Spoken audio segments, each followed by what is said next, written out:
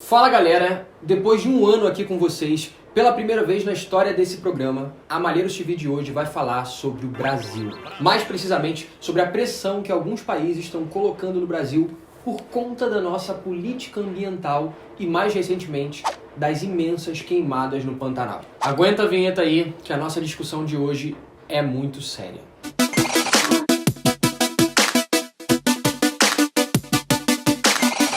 Infelizmente, todo mundo já viu as chocantes imagens do fogo no Pantanal.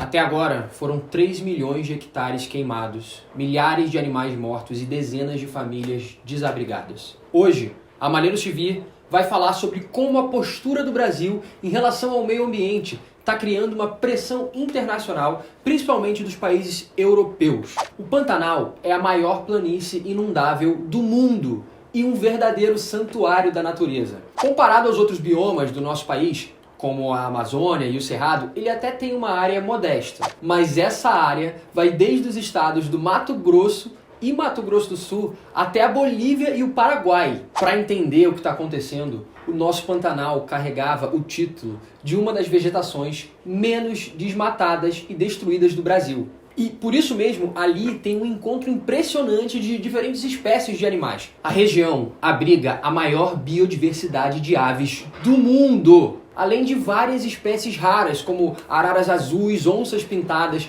macacos tamanduás, vários insetos, cobras, jacarés, além do Velho do Rio e da Juma Marruá, que, do jeito que as coisas estão, vão ter que gravar todo o remake da novela na cidade cenográfica da Globo. Enfim, toda essa variedade de animais conviviam no Pantanal pela riqueza e a oferta de alimentos da região. Mas de onde vem essa riqueza? Bom, a gente pode afirmar que um dos fatores é a dinâmica de cheias e secas que acontece ali. Geralmente, o período de novembro até março é de muitas chuvas e os rios enchem, inundando áreas, carregando água e nutrientes. Depois desses meses, o Pantanal começa a entrar no período seco, que vai ter seu auge em agosto, indo até mais ou menos outubro. Um período que, além de seco, convive com várias queimadas naturais e, infelizmente, muitas queimadas criminosas. Aí nesse momento você fala, ué, mas então as queimadas são naturais? Calma, não é bem assim. Vamos lá. A desinformação é um dos fatores para entender a negligência do governo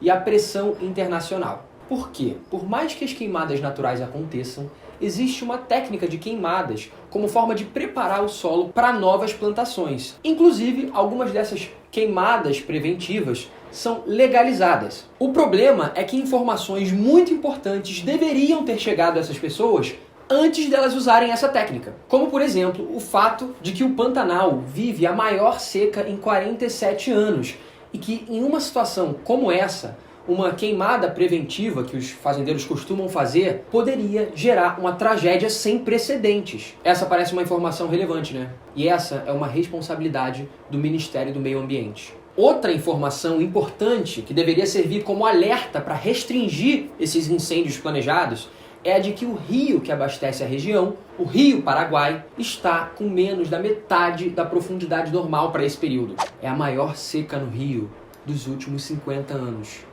Com todas essas informações, a dúvida é saber se o que está acontecendo é um movimento criminoso ou simplesmente negligência de um ministério incompetente. Para entender definitivamente a gravidade do problema, é preciso saber que o fogo já queimou 3 milhões de hectares. Cada hectare mede 1.000 metros quadrados.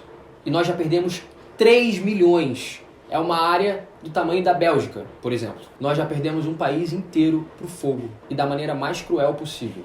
Vocês devem ter visto imagens dos incêndios se espalhando com velocidade. O clima seco, a vegetação seca e o vento fazem um conjunto difícil de combater. Muitos animais estão morrendo porque não conseguem fugir. O fogo é muito rápido. Até mesmo algumas aves não conseguiram ganhar essa corrida. Muitos bichos também procuraram abrigo em lagos e lagoas secas e ficaram presos na lama.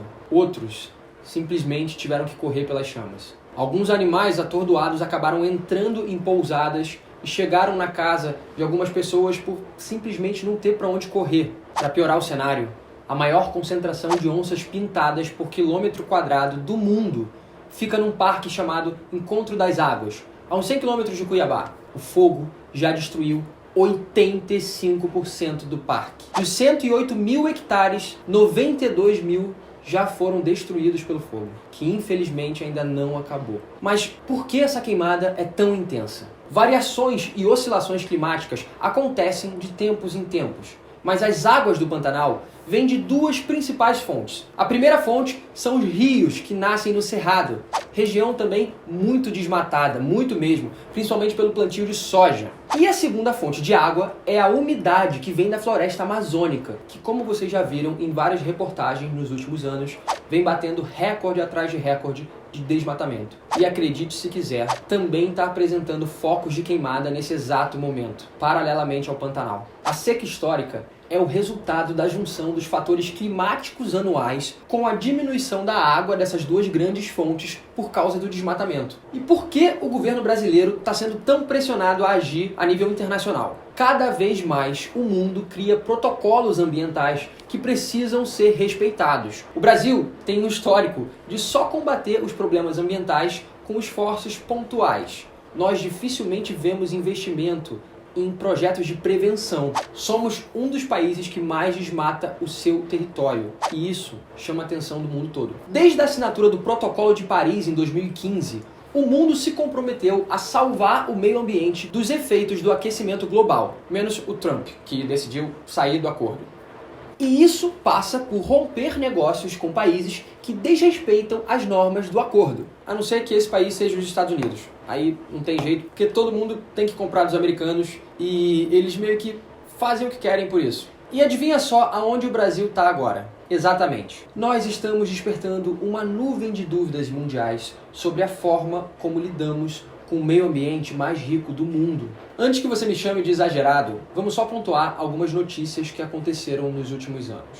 Queimadas na Chapada dos Veadeiros, queimadas na Amazônia, queimadas na Chapada dos Veadeiros de novo, o desastre de Mariana, de Brumadinho, óleo nas praias do Nordeste, recorde do desmatamento na Amazônia. A gente resolveu fazer o primeiro vídeo falando sobre política nacional aqui, porque o Brasil desmatou 1/3 de toda a vegetação nativa que se perdeu no mundo em 2019. Quando a pandemia chegou, o ministro do Meio Ambiente foi filmado dizendo isso. Nós temos a possibilidade, nesse momento que a atenção da imprensa está voltada quase que exclusivamente para o Covid e daqui a pouco para a Amazônia, de desregulamentação, simplificação, todas as reformas que o mundo inteiro, nessas viagens que se referiu o Onyx, certamente cobrou dele, cobrou do Paulo, cobrou da Tereza, cobrou do Tarcísio, cobrou de todo mundo, da segurança jurídica, da previsibilidade, da simplificação. Essa grande parte dessa matéria, ela se dá em portarias e normas dos ministérios que aqui estão, inclusive o de meio ambiente, e que são muito difíceis, e nesse aspecto acho que o meio ambiente é o mais difícil de passar qualquer mudança infralegal em termos de instrução normativa e portaria, porque tudo que a gente faz é pau no judiciário, no dia seguinte. Então, para isso precisa ter um esforço nosso aqui, enquanto estamos nesse momento de tranquilidade no aspecto de cobertura de imprensa, porque só fala de Covid, e ir passando a boiada.